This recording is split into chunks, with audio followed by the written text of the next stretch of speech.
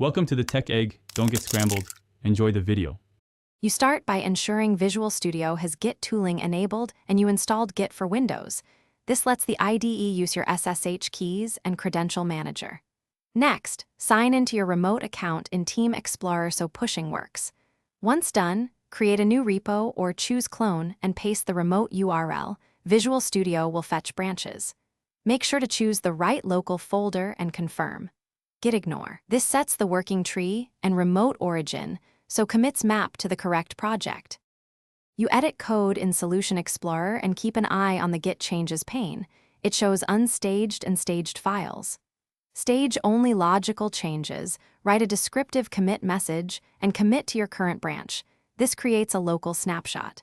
When you need a feature or fix, create a branch from the branch drop-down to isolate work.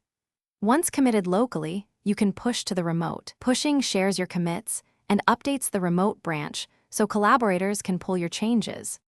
You should pull remote changes before you start to avoid avoidable conflicts. Visual Studio fetches and merges for you. If a conflict appears, open the merge editor, choose incoming or current hunks, and test locally before finalizing the merge. Once resolved, commit the merge and push to the remote to share the integrated work. If history needs adjusting, use revert or cherry-pick carefully. Finally, make sure your remotes and credentials are correct if pushes or fetches fail. This fixes most issues. Thanks for watching. Consider subscribing if I helped unscramble your problems.